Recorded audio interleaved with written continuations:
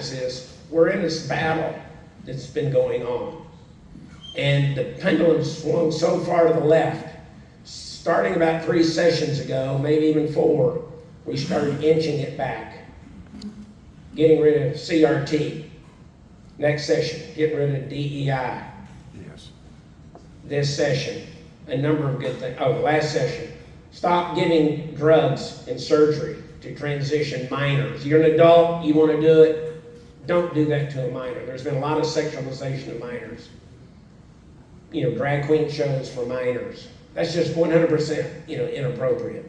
Inappropriate books in public libraries and sometimes in school libraries. But there's this pendulum that's coming back, and people are waking up.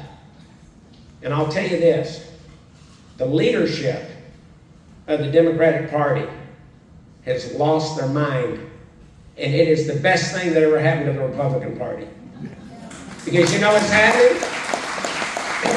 Since 2018 in Texas, we're up 8 percentage points.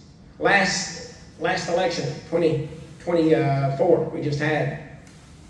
What happened? We won 55% of the Hispanic male vote. We are winning the valley for the first time. We're capturing counties, and you know why? That does not resonate with their values. That's the leadership of the Democratic Party. Now, there are many good members of the Democratic Party, and I have a lot of good friends that are Democrats. But they haven't lost their minds. The problem is when you're active in party politics, you sometimes vote for the party even though you know you shouldn't. And that's where some people find themselves. So I want to tell you this, we're in a fight. And we're going to have to fight till hell freezes over, and then we're going to fight on the ice. Well, we're going to restore this country. And there is a movement happening that, and you can see it with the death of Charlie Kirk, and how this has been a spiritual moment in our nation where we are going to continue to recapture our country. So I want to say thank you for helping me be part of that fight. You are part of that fight. And when you hear people poo-pooing what's ever going on, think back to when you were a kid and say, man, I think it was a little bit better back then. Wasn't perfect.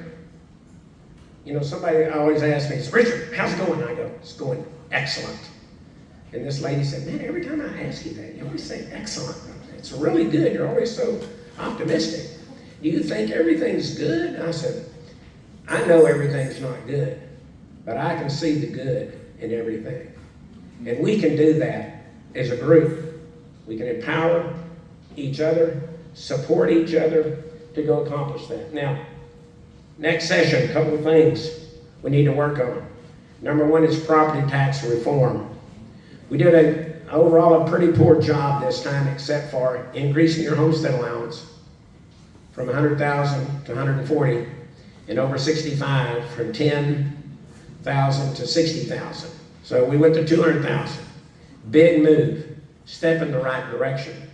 The challenge is that only applies to homesteads. If you have an office building, it didn't help you. If you have a small investment or rental house, it didn't help you. It's the number one issue I hear about. I got 2 emails this week from people going, Richard, these are not people I know, and I appreciate them calling me Richard instead of representative. I'm just Richard. Richard, what can you do to eliminate property taxes? And I'll tell you this, it's going to be a tough job. Number one, state has to stop spending money like drunken sailors. I'll tell you that. Our budget went from $248 billion in 2021 to now, y'all know what it was this session? So we had 21, and we had 23, now we're in 25. One of you reps want to yell it out so you can scare the hell out of everybody? How much?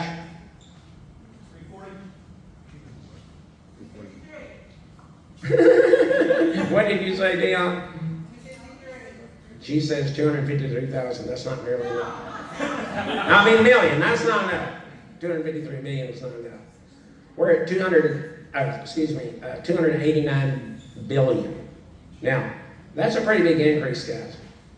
And we're spending money on a lot of good things. But government's all the way around. Stop spending money on good things. Okay? There's so many good ideas. It's just like, how many letters a week do you get asking you to support a worthy cause? You know, maybe it's United Way, maybe it's American Cancer Society, maybe it's leukemia. There's so many good things. Maybe it's veterans. Maybe it's cancer. There's just so many.